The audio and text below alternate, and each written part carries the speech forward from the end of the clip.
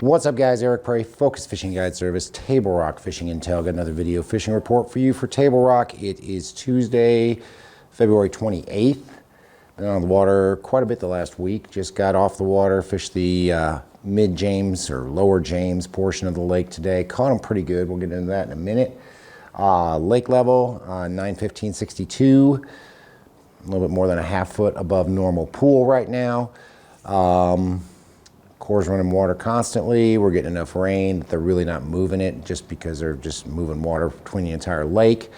Water temperature, where I was today in the James, I saw 49.5 to 52.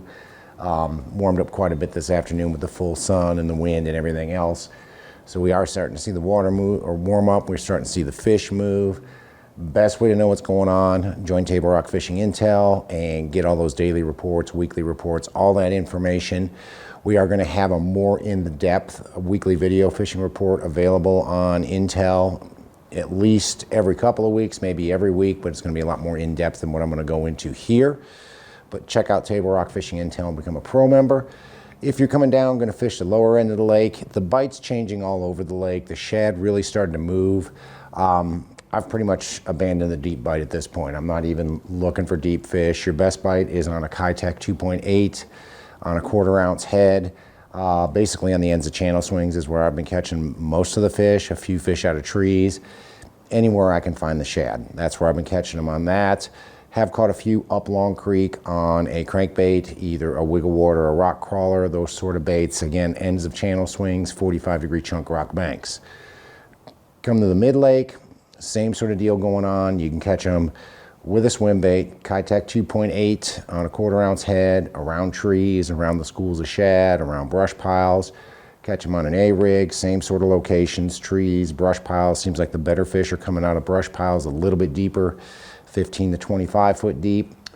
And then you can catch them on a crankbait as well. A lot of crankbait fish coming off the end of channel swings, leading in the spawning pockets. Not saying the fish are moving up the spawn yet, but we are starting to see fish on the edges or on the going into the spawning pockets, going into the spawning coves. The shad have moved out of the main lake and they're starting to get back into the creeks, so it's got the fish moving as well.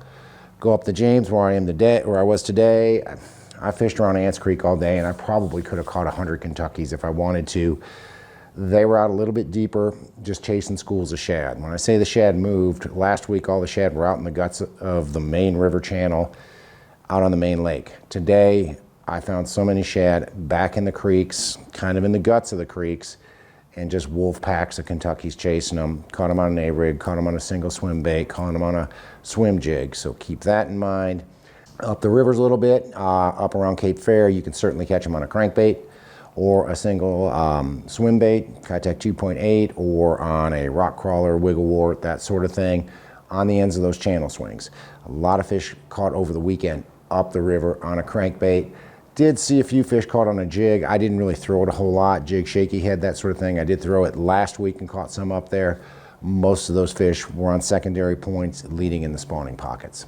White River's been really good as well. A lot of fish coming on a single swim bait, wherever you can find the shad. A lot of fish coming out of treetops, coming off of brush piles. You can catch those same fish on an A-rig, treetops, brush piles, that sort of thing. Look for those fish to be anywhere from about 15 to about 25 or even 30 feet deep. A lot of fish coming on a crankbait further up the river as well, up around Shell Knob and further up on the ends of those main lake channel swings and back in the creeks on those channel swings with either a wiggle wart or a rock crawler. And then there are guys catching them on a jerkbait up there as well, and actually starting to catch some walleye up there on a jerkbait on the ends of channel swings, around standing timber and around brush piles. Guys, it is end of February. March is going to be here soon. It's 75 degrees today, so I think spring is trying to spring, but got snow coming possibly on Friday. But the bite's been really good. Bite's been getting better every freaking time I go out. And today was really amazing to see how far the shad had moved since the weekend. Didn't fish yesterday, but fished over the weekend. And boy, the shad really moved quite a bit. Best way to know what's going on, best way to find out what's happening, join Table Rock Fishing Intel and become a pro member. Get all those daily reports and weekly reports. Like I said, we're going to have a more in-depth video report available on there as well. But check out Table Rock Fishing Intel, get all that information If you're coming down though, want to hire a guide, give me a call. Focus Fishing Guide Service. You can reach me at 417-860-4743 or hit my website, focusfishing.com, and either shoot me an email, book online. Either way, I get back to you as soon as I can. Guys, thanks for watching the video. Again, check out Table Rock Fishing Intel. Going to have a more in-depth video fishing report on there. But thanks for watching. Can't wait to hear from you. We'll see you on the water.